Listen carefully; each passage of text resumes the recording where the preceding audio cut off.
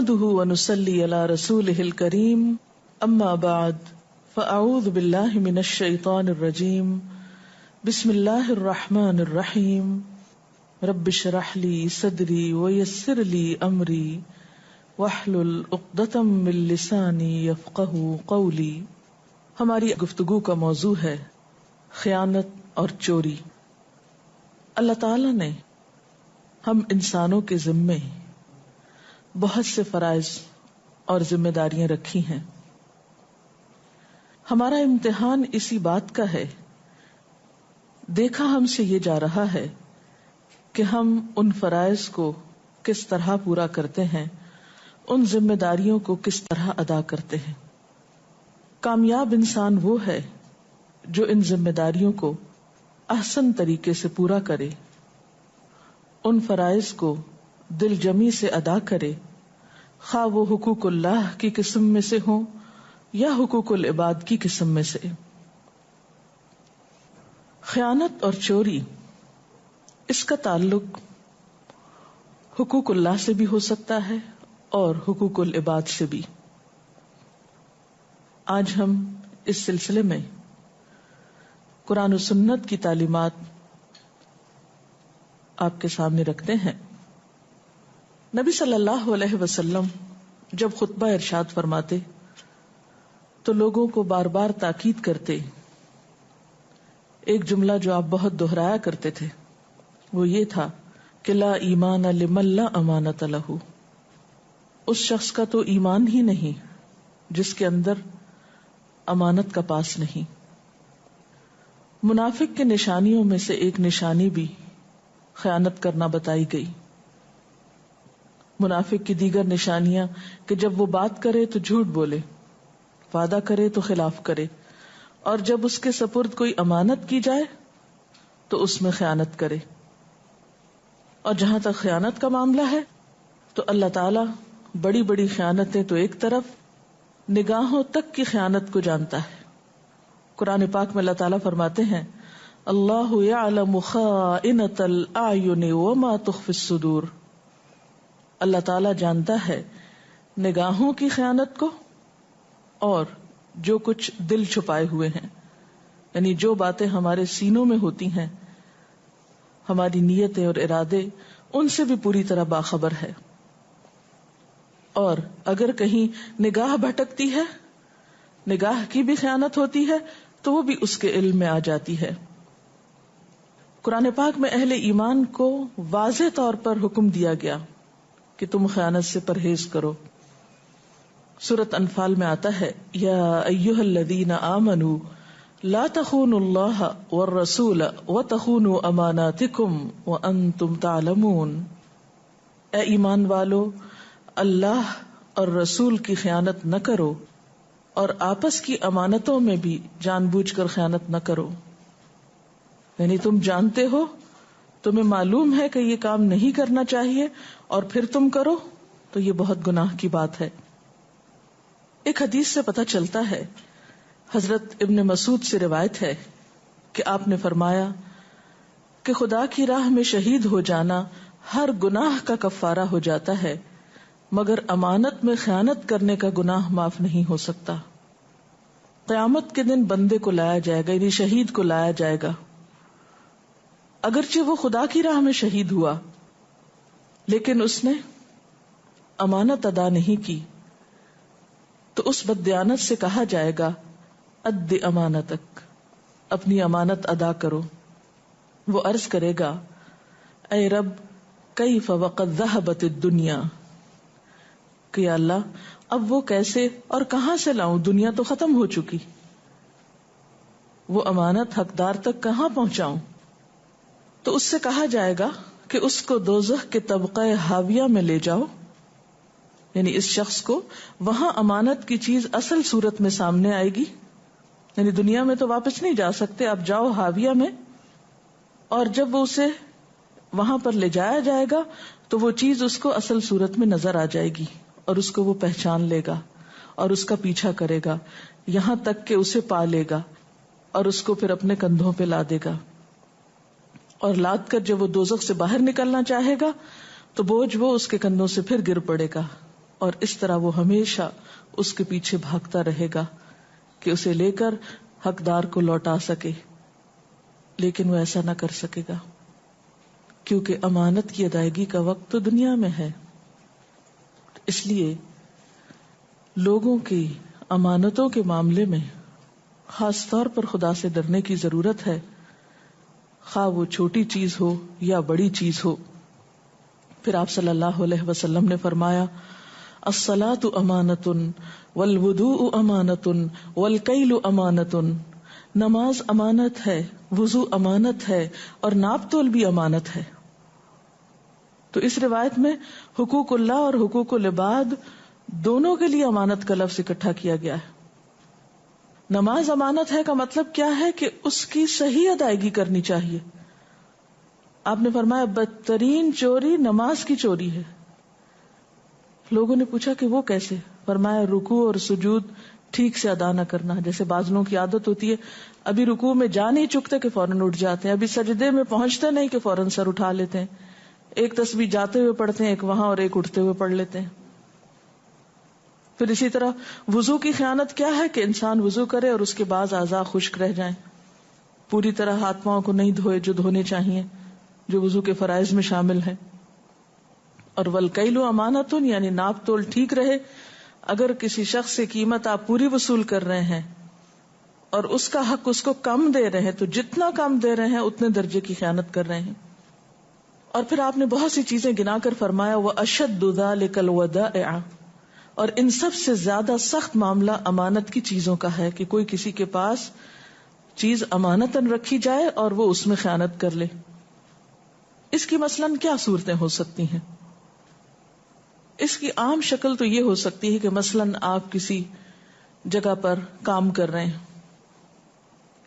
کسی سرکاری ادارے میں آپ کسی خاص شعبے میں کسی خاص ڈیوٹی پر متعین ہے۔ ڈیوٹی کے دوران اس ڈیوٹی کو پورا کرنے کے لیے جو بھی چیزیں آپ کو دی جاتی، مثلاً اسٹیشنری ہے، گاڑی ہے یا ٹیلی فون ہے، ان چیزوں کو اس مقصد کے لیے استعمال کرنے کی بجائے اپنی ذات کے لیے استعمال کرنا شروع کر دینا، یہ بھی خیانت ہے۔ یعنی مثلاً ایک پین آپ کو دیا گیا ہے کہ آپ سرکار کا کام کریں اس سے، اور آپ اسے گھر میں لے جاتے ہیں اپنے بچوں کو دینے کے لیے۔ آپ کسی ہسپتال میں کام کر رہے ہیں، آپ کے پاس روئی ہے، بینڈیج ہے، دوائیاں ہیں جو آپ کو دی گئی ہیں مریضوں پہ استعمال کرنے کے لیے، اور آپ ان پہ استعمال کرنے کی بجائے ان چیزوں کو گھر لے جاتے ہیں، تو یہ کیا ہوا؟ یہ ایک طرح سے خیانت ہوئی۔ تو یہ جو چیزوں کی خیانت ہے یہ بہت شدید خیانت ہے، آپ نے اس کو سب سے بدترین خیانت قرار دیا۔ پھر اسی طرح بعضوں کا دیکھا گیا ہے کہ بعض سرکاری آفیسرز کو گاڑیاں سرکاری ڈیوٹی کے لیے دی جاتی ہیں، لیکن وہ اس سے اپنے گھر کے کام کرتے رہتے ہیں۔ یعنی جن چیزوں کے ہم انٹائٹلڈ ہوں وہ تو اور بات ہے، لیکن اگر کوئی شخص گورنمنٹ کے کام کے لیے انٹائٹلڈ ہے لیکن وہ اس کو پھر اس فیسلٹی کو اپنی ذات کے لیے استعمال کر رہا ہے ان کی اجازت کے بغیر، تو یہ تمام چیزیں پھر خیانت میں شامل ہو جائیں گی، اور قیامت کے دن ان سب چیزوں کی ادائیگی کرنا ہوگی، ان سب چیزوں کے بارے میں پوچھ ہوگی، حساب لیا جائے گا۔ اسی طرح ڈیوٹی ٹائم جو ہے وہ بھی امانت ہے۔ جس ٹائم کے عوض آپ کو تنخواہ دی جاتی ہے اس ٹائم کو اس کام میں لگانا بے حد ضروری ہوتا ہے۔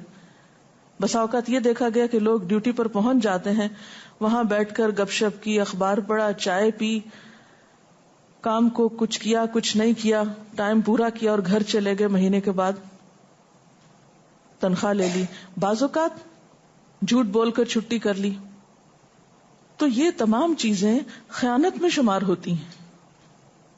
یعنی آپ نے اپنا حق تو پورا لے لیا، اور جب حق دینے کی باری آئی تو آپ نے وہ پورا نہیں دیا، یعنی تنخواہ ساری وصول کر لی، لیکن جن گھنٹوں کی تنخواہ آپ نے لی، جس ڈیوٹی کی تنخواہ آپ نے لی، وہ ڈیوٹی آپ نے پوری نہیں کی، تو یہی تو خیانت ہے۔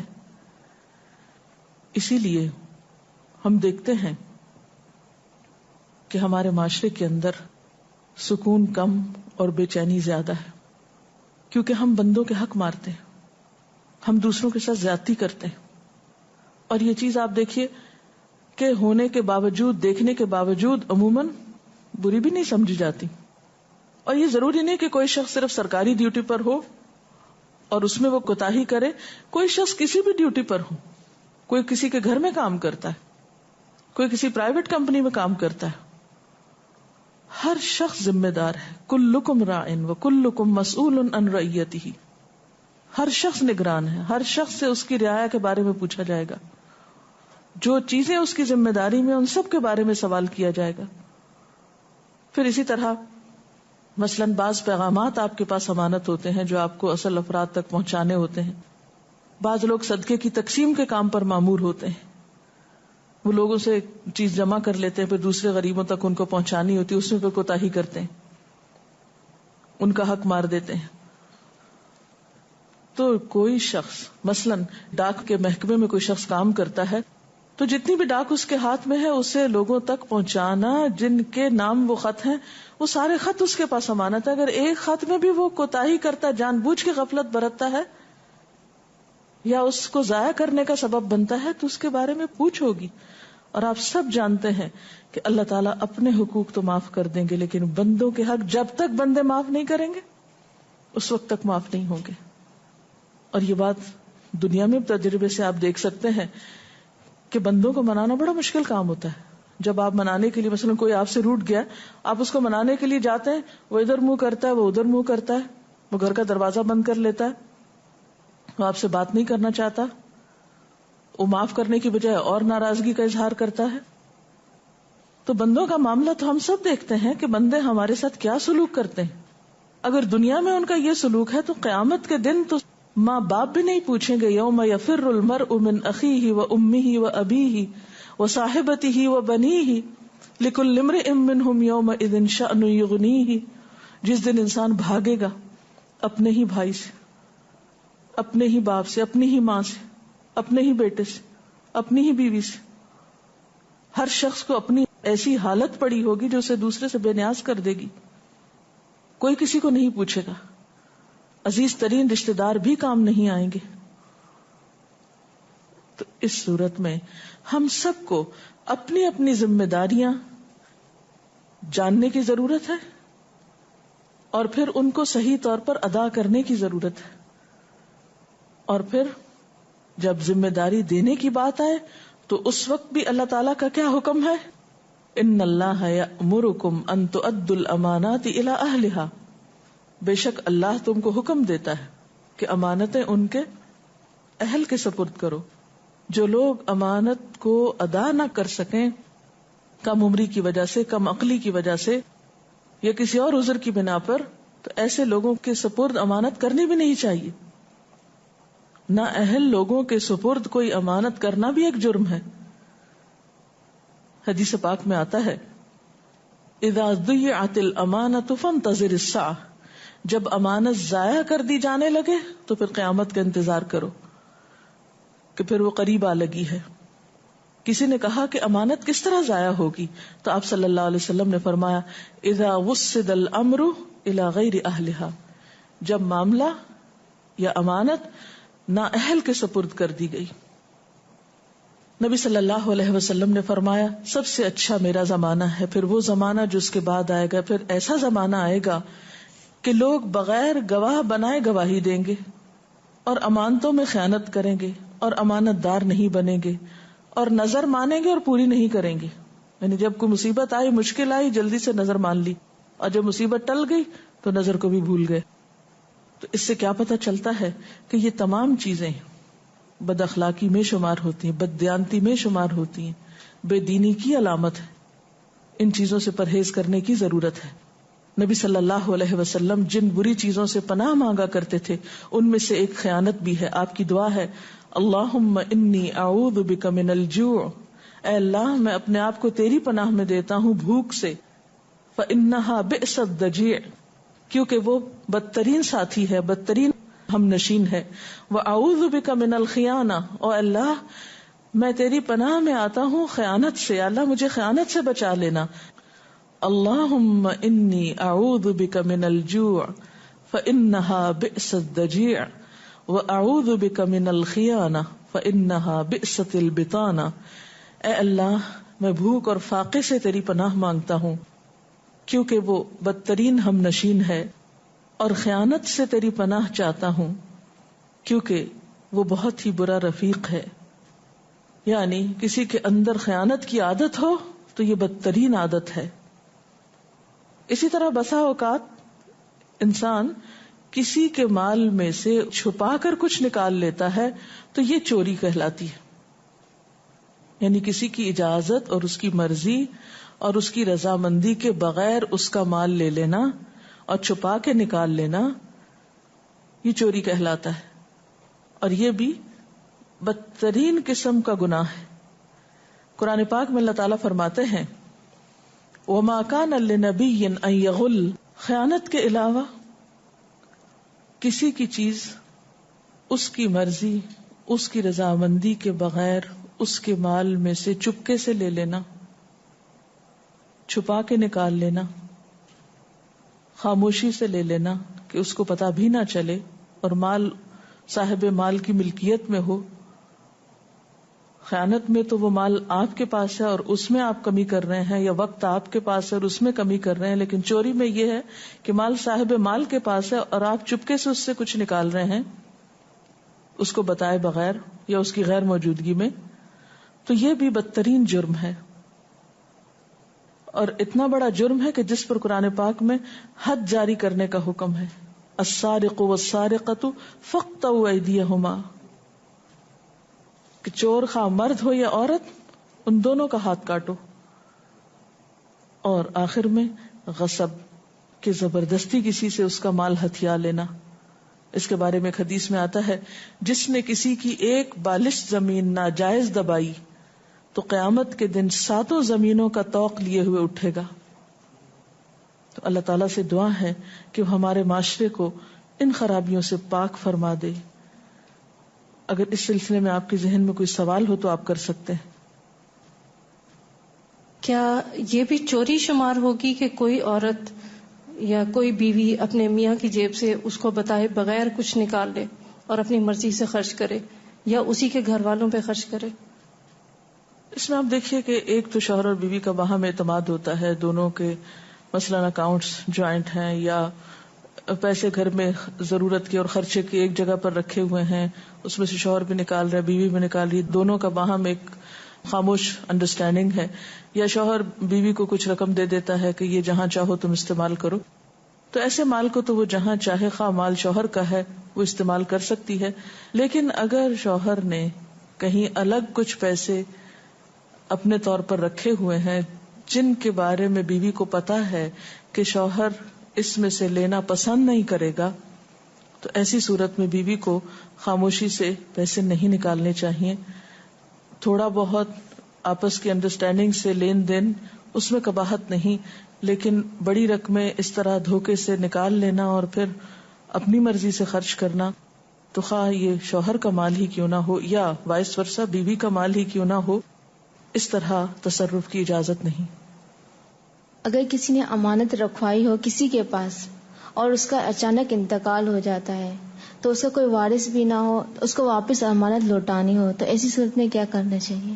یعنی کوئی بھی وارث نہیں، آخر کوئی قریب دور کا کوئی نہ کوئی رشتہ دار یا کوئی نہ کوئی تو ہوگا. اگر بالکل کوئی بھی نہیں تو پھر بیت المال میں جمع ہو جائے گی. جو خیانتیں ہم سے ہو چکی ہیں اب اس کے لیے کیا کریں؟ خاص طور پہ جیسے وقت ہے یا ایسی چیزیں جو اب لوٹائی نہ جا سکتی ہوں، تو اس کے لیے اس میں 2 چیزیں ہیں. ایک تو یہ کہ اگر حقوق العباد میں سے کچھ چیزوں کی خیانت ہو چکی ہے تو ان چیزوں کو اگر ان کے مالک زندہ ہیں تو لوٹانے کی کوشش کی جائے، اور اگر زندہ نہیں تو اس کے عوض کچھ نہ کچھ ان کے طرف سے صدقہ خیرات کیا جائے. اسی طرح اگر وقت میں کمی کی گئی ہے یا ذمہ داریوں میں کوتاہی برتی گئی ہے یا امانت پوری نہیں کی گئی تو ایسی صورت میں توبہ استغفار کرنا چاہیے اور زیادہ سے زیادہ نیک کام کرنے چاہیے، کیونکہ ان الحسنات یذھبن السیئات، نیکیاں برائیوں کو لے جاتی ہیں. جو ہو چکا سو ہو چکا، آئندہ کے لیے توبہ کی جائے اور پچھلی کبھی کوتاہی کو اس نیت سے مزید کچھ نیکیاں کر کے پورا کیا جائے کہ اللہ تعالیٰ پچھلے گناہوں کو معاف کر دے. اگر کسی جگہ پر کافی لوگوں کی چیزیں اکٹھی پڑی ہیں اور ایک آدمی جس کو پتہ ہے کہ یہاں چیزیں ہیں وہ جا کے اپنی پسند کی چیز دوسرے کی چیز سے نکال کے اپنی چیزوں میں ڈال لے تو یہ خیانت ہوگی یا چوری؟ چوری ہوگی اگر کسی کو بتائے بغیر خاموشی سے اس نے چپکے سے کچھ نکال لیا تو. یہ جو چھوٹے بچے اسکول میں ایک دوسرے کی چیزیں چوری چھپے لے آتے ہیں تو ان کی یہ عادت کیسے چھڑائی جا سکتی ہے؟ اس میں والدین کا فرض ہے کہ بچوں کے اسکول سے واپس آنے کے بعد جب ان کو ہوم ورک کروا رہے ہوں یا ان کو مزید کچھ پڑھا رہے ہوں تو ان کے بیگز وغیرہ کو روزانہ چیک کریں. اگر کوئی بھی چیز ایکسٹرا دیکھیں تو بچے سے ضرور پوچھیں اور اس کے بعد اس کو احساس دلائیں کہ کسی کی یہ چھوٹی سی چیز کل قیامت کے دن ہمیں اپنے نیکیوں کی شکل میں اسے لوٹانی ہوگی اور سخت حساب ہوگا. تو انشاءاللہ بچپن سے ہی جب آپ اس کو اچھے اور برے کا فرق بتائیں گے تو آہستہ آہستہ عادت چھٹ جائے گی. وآخر دعوانا ان الحمد للہ رب العالمین. سبحانک اللہم وبحمدک نشہد ان لا الہ الا انت نستغفرک ونتوب الیک. والسلام علیکم ورحمۃ اللہ وبرکاتہ.